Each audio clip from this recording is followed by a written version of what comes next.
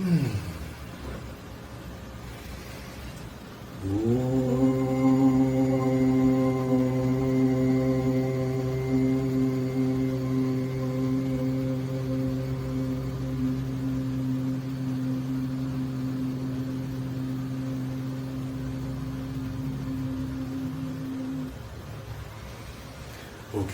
today I'm going to talk about the perfect enemy. In Carlos Castaneda and Don Juan, he talks about the necessity for a perfect enemy. In order to progress in the evolutionary arc which ends in enlightenment.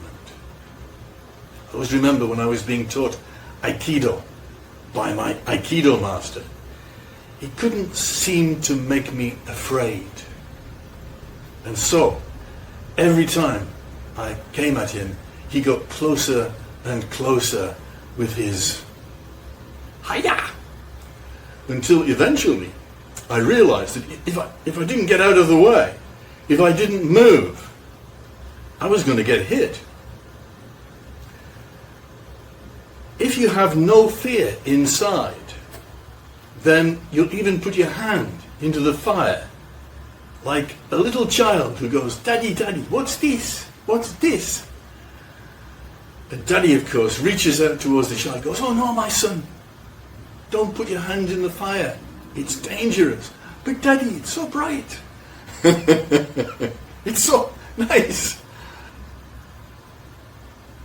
And so, in order to sharpen you up, in order to give you that impetus to really move forwards on the path of enlightenment, you need the perfect enemy.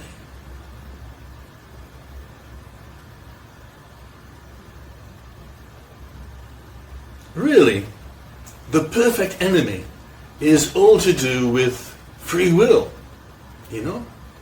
The difference between us human beings and the animals and the birds and the fish of the sea is free will.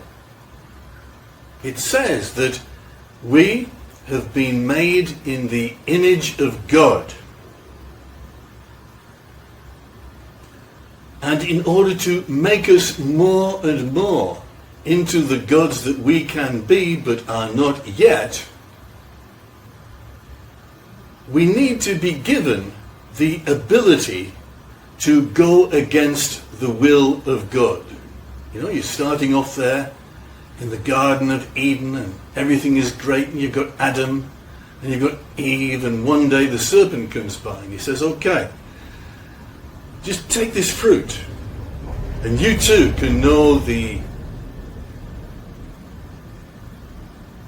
knowledge of good and the knowledge of evil."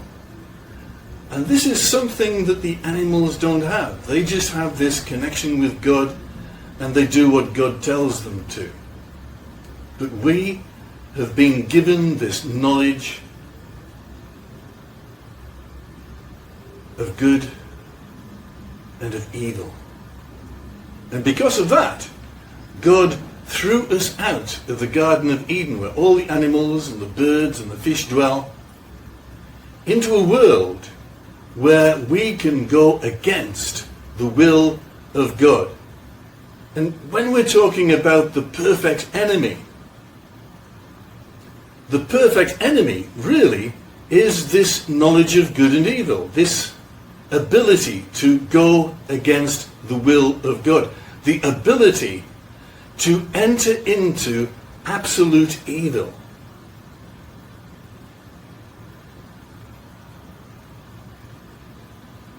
When you go against the will of God, then you find out about your true humanity. Because there's not many people who have the ability to be totally bad. We all have our limits. And when you get thrown out of the bad societies because you were too good to be bad, then you found your limits. This evil is the ultimate enemy, the perfect enemy, against which we must all strive. So Alice Bailey talks about the process of evolution, the process of opening the heart. Alice Bailey says that there are initiations on the path between good and being more good, from being evil to being good to being more good. And the first initiation, she says, on the path of enlightenment is called the opening of the heart. And after that is the mastery of relationships, of energy cords, of energy blockages. But the first step is to remove the energy blockages of the heart. And she says, in order to open the heart, it takes 100 lifetimes. And that's just opening the heart a crack. That's just taking one or two energy blockages out of the heart and leaving the rest there. Now, before you open the heart, you don't really have a lot of empathy. You don't really care about other people. Oh, you know the rules. Thou shalt not kill. So, there you go. You get the police enforcing these rules. But you don't really have any rules inside. You're entirely free. When you have not totally opened your heart, you don't have relationships. As Marquis de Sade said, I don't have relationships, I only have victims. And a person who has not opened the heart is a little bit psychopathic. You know, they're very narcissistic. They think only of themselves. They're very egotistical. They have a high opinion of themselves. They don't really think very much of other people. And they don't really care about the people in their lives. Really. They just care about themselves. And really, the mastery of relationships only comes after the opening of the heart, because only at that point do relationships, real relationships, become important. You start to care about the people in your life, and you worry about them, and you don't do things to truly harm them. And that's just a little opening of the heart. As you move on into the mastery of relationships, so the heart opens more and more and more. I mean, the limit being what we call the heart of Christ, where we are not businessmen. We give 50% and we receive 50%, if we're lucky. When we've totally opened the heart, we become an enlightened being, and we give 100%, expecting nothing in return. If you try to help somebody, normally all you receive is trouble, because you've got to absorb and transmute all the karma that was preventing good things happen to that person. So as you give good things to another person, you can expect only evil in return. And that's why you need a saint to give 100% and expect nothing in return. In a way, the whole of the world becomes the perfect enemy. The mastery of relationships comes about over what Alice Bailey calls 10 lifetimes. So only 10% of the people, or 5% of the people, are in this phase of mastering relationships. The rest of the people are less. And when you think about the fact that we tend to move in certain strata, like rocks, of different colours, in horizontal bands, you get all the people who are murdering and killing each other at the bottom. And then as you move up, you move into higher and higher levels of opening of the heart. We exist in the stratas of society. So, purposefully, God has given us free will.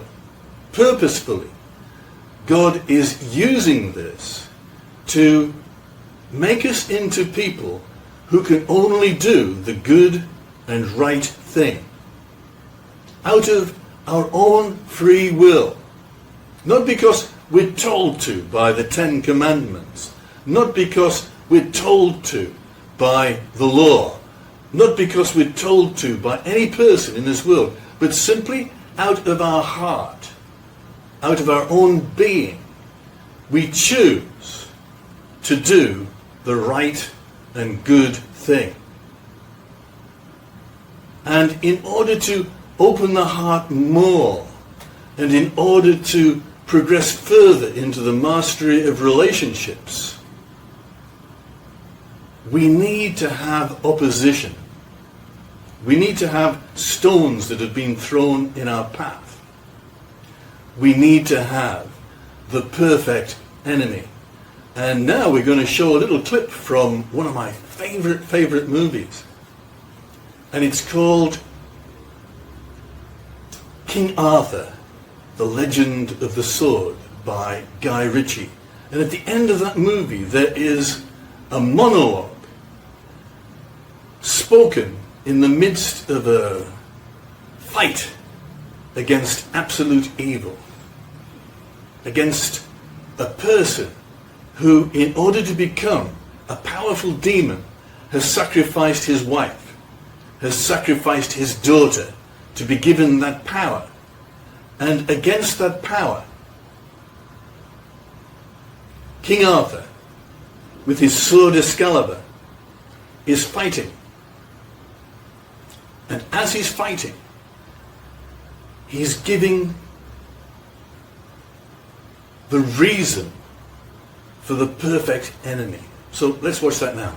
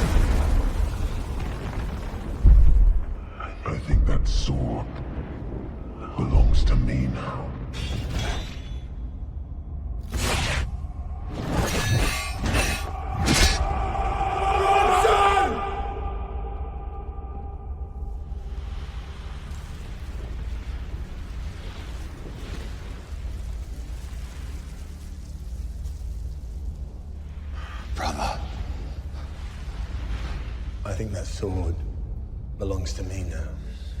Whatever price you paid, it will be more than you know.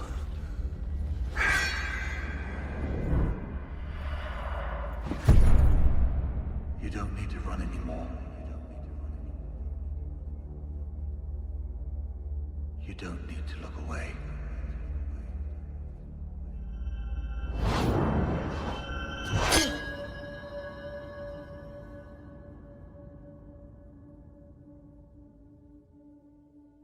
The sword is yours, son.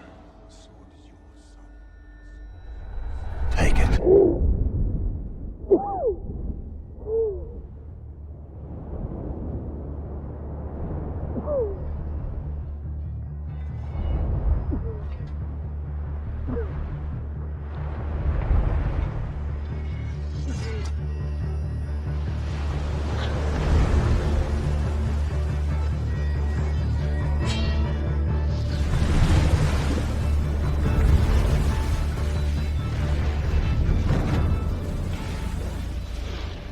You wanted to know what gave me such drive.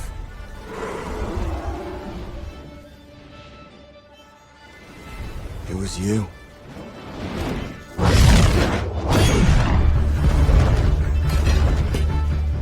You put me in that brothel.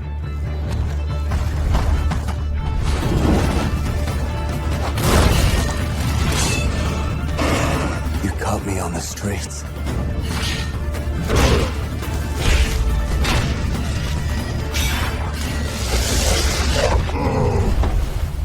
I am here now because of you.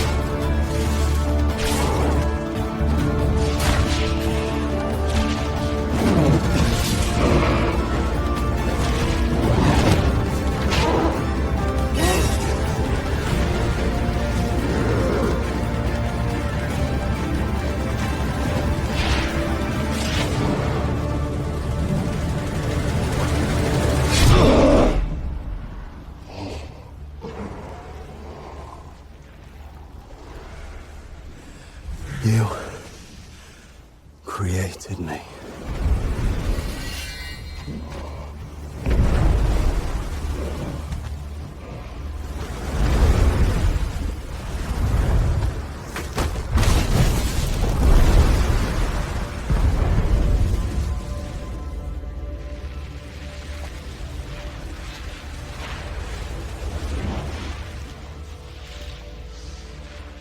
And for that, I bless you.